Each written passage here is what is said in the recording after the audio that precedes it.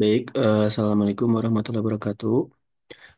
Saya di sini akan menjelaskan tentang modul pertama tentang cara pengerjaan Excel untuk menampilkan sebuah pivot tabel, pivot diagram, dan juga deskriptif pengumpulan pengelompokan data deskriptif. Nah, di sini pertama-tama kita buka dulu Excelnya. Nah, di sini sudah keluar Excel yang saya sudah buat. Jadi untuk mengakses, untuk membuat sebuah pivot tabel, yaitu sebuah pengelompokan data, data apa yang bakal nanti dikelompokkan, kita harus memilih dulu sebuah tabel dulu, tabel yang mana. Nah, pertama-tama kita ke insert, terus pilih ke pivot tabel, kita klik langsung. Nah, di sini kita rank semua yang ada di sini. Bisa kita klik Ctrl A, nanti ngelink semuanya, tapi kalau ini ngelink ke semuanya ke semua yang ada di halaman ini. Kita hanya butuh link yang ada di sini. Dari time step sampai kecamatan. Kita sampai itu ke bawah. Kita oke. Nah, di sini ada new worksheet sama exiting sheet lokasinya. Kita ke new. Kenapa ke new? Berarti nanti si bentuk bentuk worksheet pivot tabelnya itu bakal ada di sheet selanjutnya. Kalau di sini itu kita nentuin mau di mana si nyimpen nanti pivot tabelnya di mana. Nah, misalkan di sini. Nah, nanti hapus dulu. Nanti si tabel itu bakal muncul di sini. Nah, kayak gini. Seperti ini. Apabila kita ini hapus dulu ya.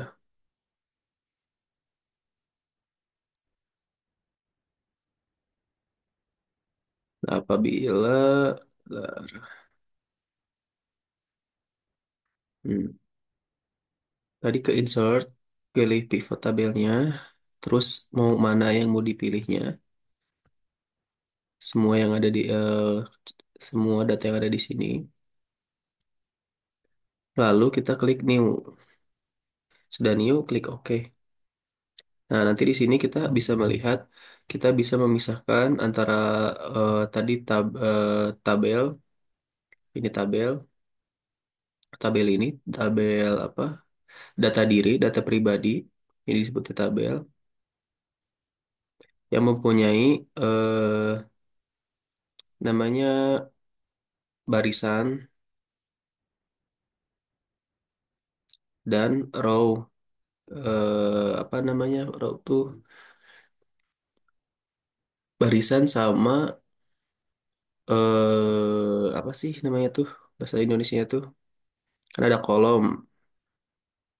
Kalau kolom tuh yang seperti ini nih. Contoh. Kita masukkan nama ke kolom. Nah, kolom itu yang ke manjang ke kanan. Kalau row itu yang ke bawah. Bahasa Inggris saja lupa lagi bahasa Indonesia apa. Nah, jadi kita harus mengetahui dulu bahwa row itu, misalkan kita mempunyai row yang namanya itu nama lengkap. Nah, ini disebutnya row. Oh iya, barisan dengan kolom berarti benar. Bernama bahasa Indonesia berarti ya kolom ya kolom. Kalau kolom itu yang banyak ke kanan, kalau baris itu yang ke bawah ngebaris ngederet. Nah, kalau semuanya ini disebut tabel. Tabel apa namanya? Misalkan di sini kita namai tabel biodata. Sini insert.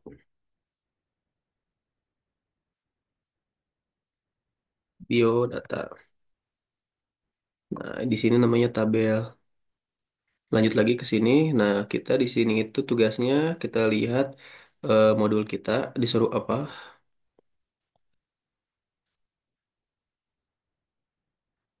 Nah, di sini itu disuruh kita sebenarnya ini harus dibaca dulu langkah apa perlangkah-langkahnya. Di sini tuh udah jelas. Tapi karena kita di sini praktek dan langsung dipraktekkan, jadi kita gak usah dibaca ininya. Karena saya sendiri yang udah menjelaskannya kayak tadi kan menginsert tabel, terus tabel ranknya berapa, terus klik OK, nanti muncul apa. Nah, kita langsung saja ke perintahnya itu apa.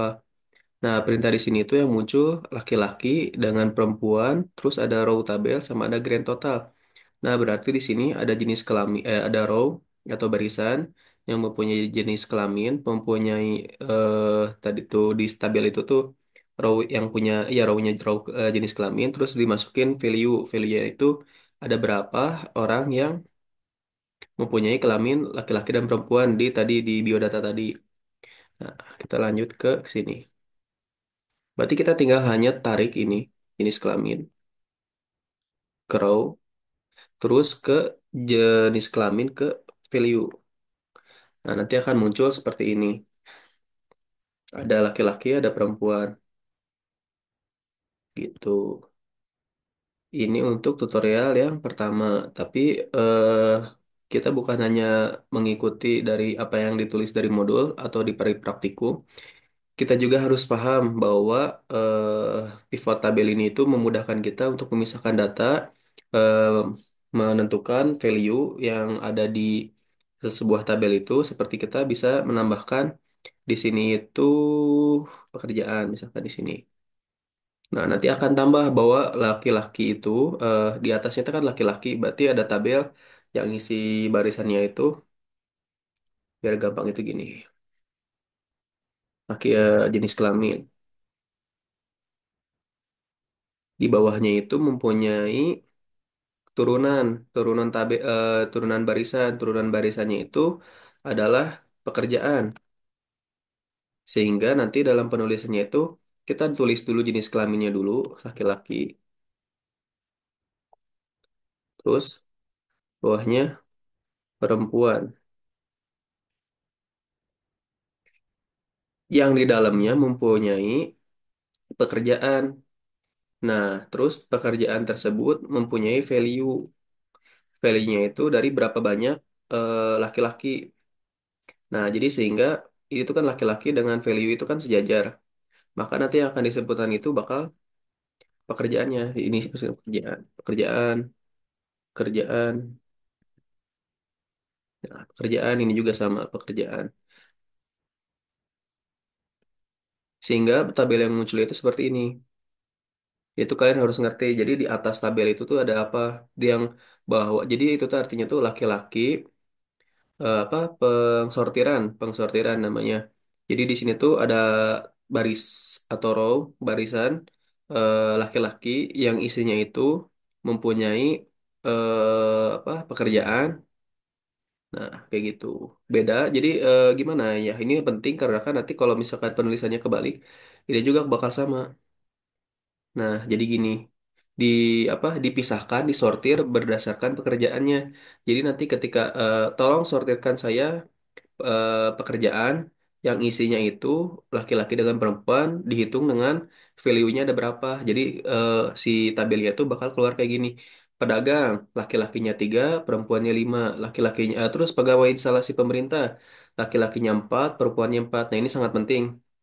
Kalian menentukan apa atasan dari row itu, atasan dari mana yang mau dikelompokkan. Jadi dikelompokkan by apa gitu. Dikelompokkan dari mana gitu. Ini juga kita misal bisa tambahin lagi kecamatan. Nah, jadi kan si namanya apa? Kita bisa spesifikasi lagi bahwa eh, pekerjaan dia yang pertama itu sebutkan pekerjaannya apa, jenis kelaminnya apa, terus berdasarkan kecamatan. Nah, nanti sehingga pedagang laki-laki yang isinya itu mempunyai apa namanya tempat tinggal kecamatan. Jadi seperti ini. Jadi itu kalian harus paham karena nanti soal yang akan diberikan itu sama saya itu bakal berbeda.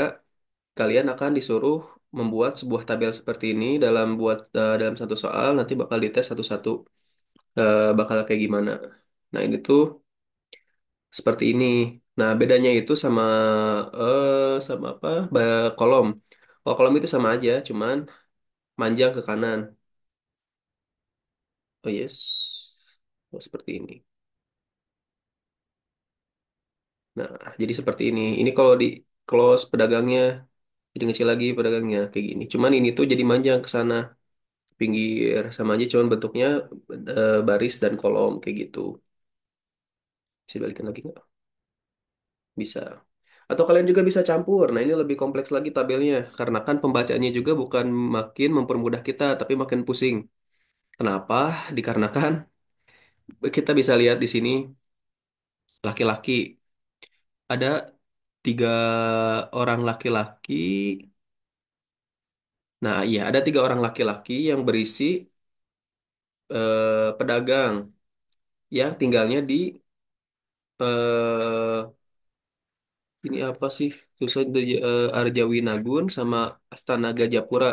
Jadi kalian bacanya itu di sini tuh ada laki-laki, tiga laki-laki yang mempunyai pekerjaan di oh ya ada pedagang. Di sini tuh ada apa? Pedagang. Berarti yang pedagang itu mempunyai kecamatan di kecamatan ini. Ini pedagang. Jadi bacanya tuh ini di sini, ini baca di sini, ini di sini, baca di sini. Jadi pedagang ada satu orang. Di mana kecamatannya? Di sini. Laki-laki atau perempuan? Laki-laki. Dikarenakan bayi laki-laki penggerupannya kayak gitu.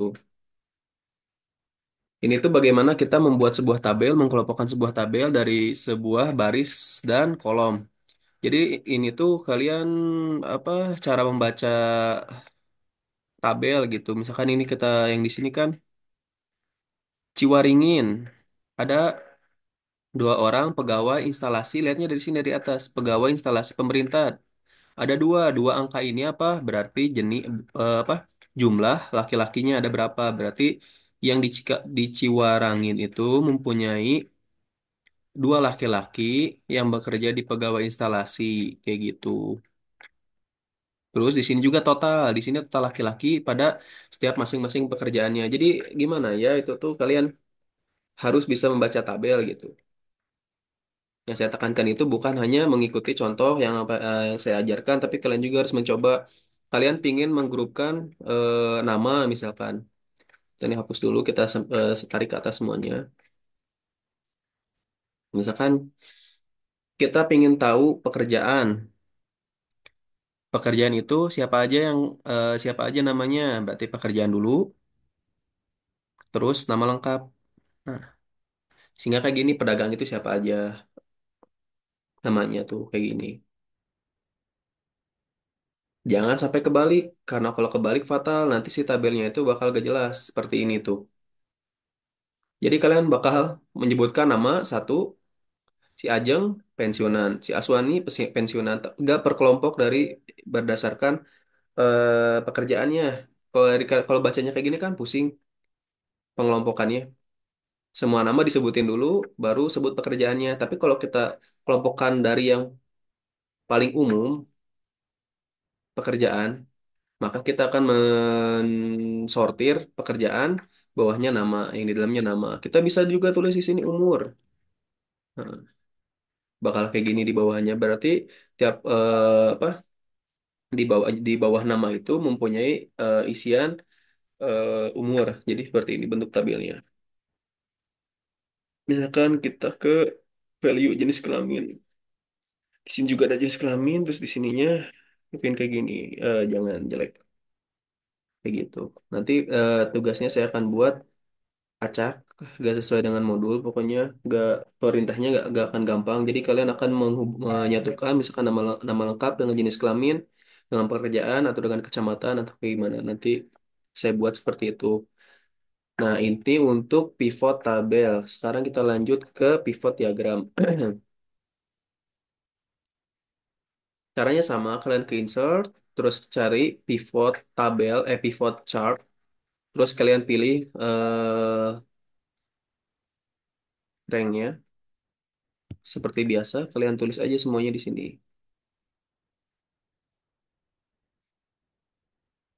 Jangan lupa kita new, biar pindah ke sheet yang selanjutnya. Nah, seperti ini. Ini juga sama sih sebenarnya. Cuman kita ngedrop by diagram. Misalkan kita lihat contoh yang ada di modul.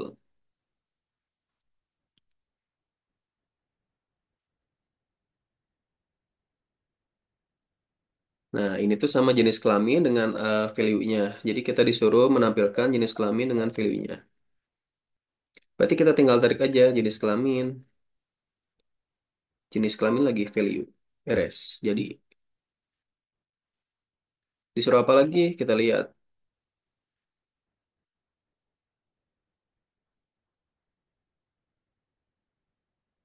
Oh, disuruh add data label.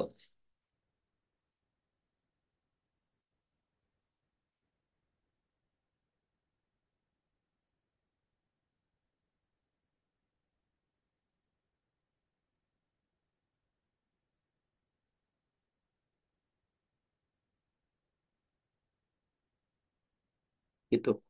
Jadi nanti kalian untuk melihat, kan ini gak ada angkanya, pengen kalian lebih jelas, berarti tinggal kita klik lagi. Klik kanan, add data labels. Klik. Nah, jadi ada 29 perempuan, 21 laki-laki. Seperti itu. Ini juga sebenarnya sama sih. Kalian bisa lebih buat lebih kompleks lagi, misalkan pengen pakai umur, kita masukkan umur. Tapi bakal bagaimana? Bakal kayak gini. Jadi berarti penggunaan diagram atau tabel ini belum tepat untuk merepresentasikan dari apa yang kita mau seperti ini. Kurang tepat. Kita bisa nyari tabel yang lain. Nah, itu kalian bisa coba-coba dulu ke coba-coba sendiri gitu. Lanjut, perintahnya ngapain lagi? Ubah katanya, disuruh rubah ke bar, diagram bar. Oke.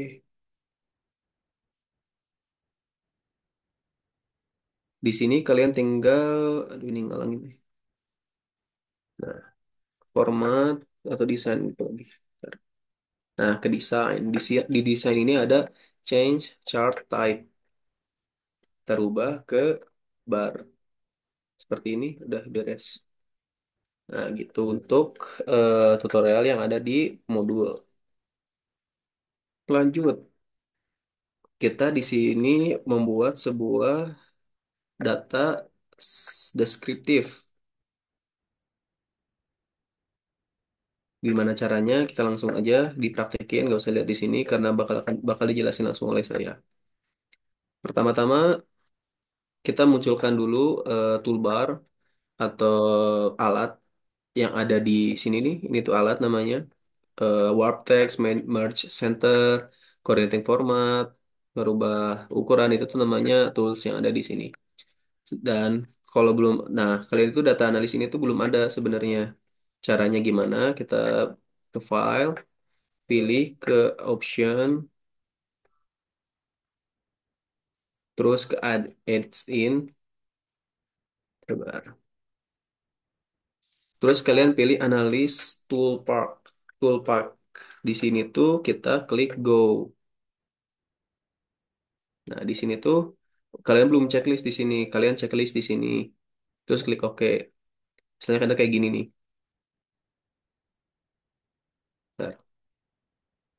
Nah, nggak ada kan di sini nggak ada data analis. Nah, jadi kalian harus ke option, terus kita add, terus go, terus OK, checklist, terus klik OK.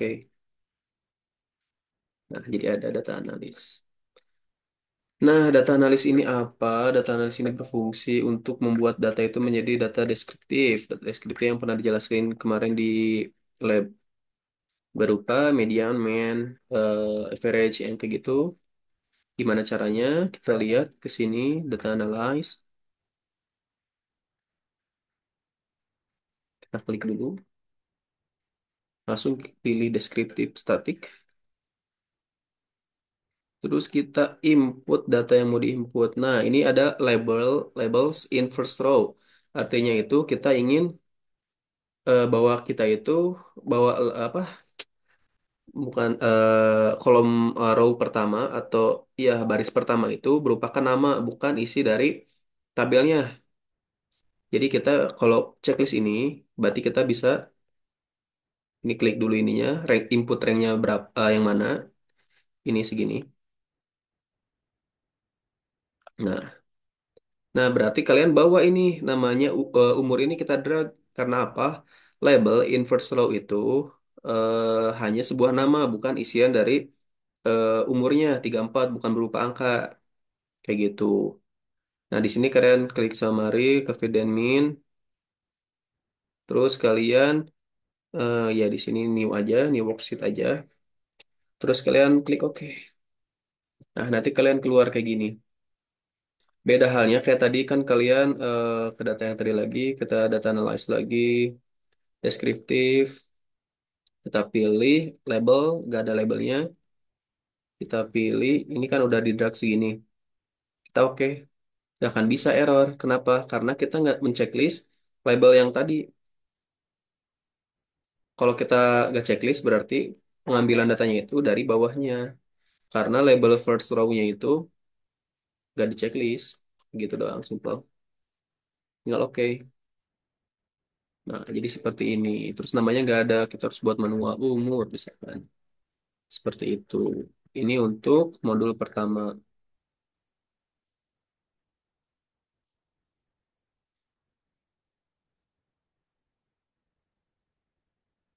Jadi sama, munculin kayak gini doang.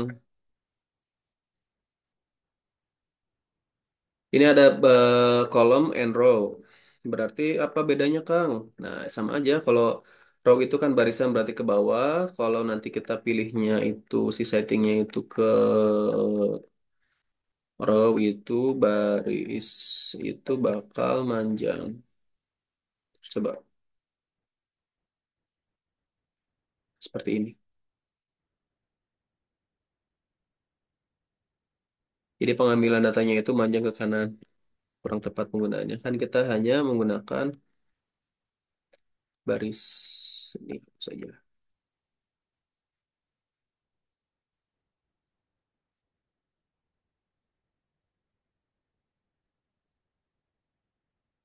Udah, apalagi ya? Sering ketinggalan. Nah, untuk tugasnya nanti kalian buat dari masing-masing kelas itu membuat sebuah data berupa tinggi badan dan berat badan. Terus di sini tulis responden berapa, terus berat badan kalian berapa, masukkan di kelas kalian ada berapa gitu.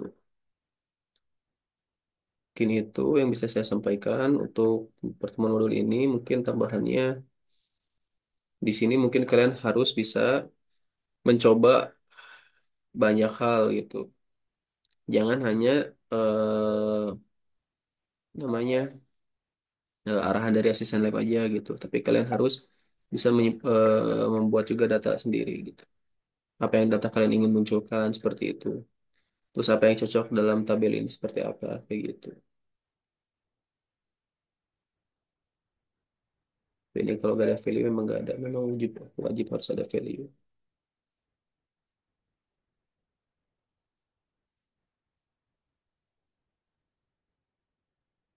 Bar ini nggak bisa. Jadi type-nya bukan yang ini. Nah, mungkin type-nya kayak gini bisa. Seperti ini bisa. Seperti ini nggak bisa.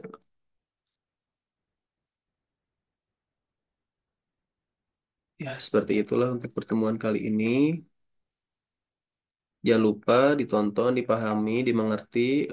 Jangan hanya mengikuti, tapi kalian juga harus mencoba-coba apa yang nggak diajarin gitu, atau yang nggak disampaikan di sini. Karena nanti akan ada penilaian masing-masing. Dan untuk praktikum ini, untuk diminta jangan untuk menyontek atau mengambil Excel punya temannya ya, apabila udah beres. Seperti itu, ditutup saja. Assalamualaikum warahmatullahi wabarakatuh.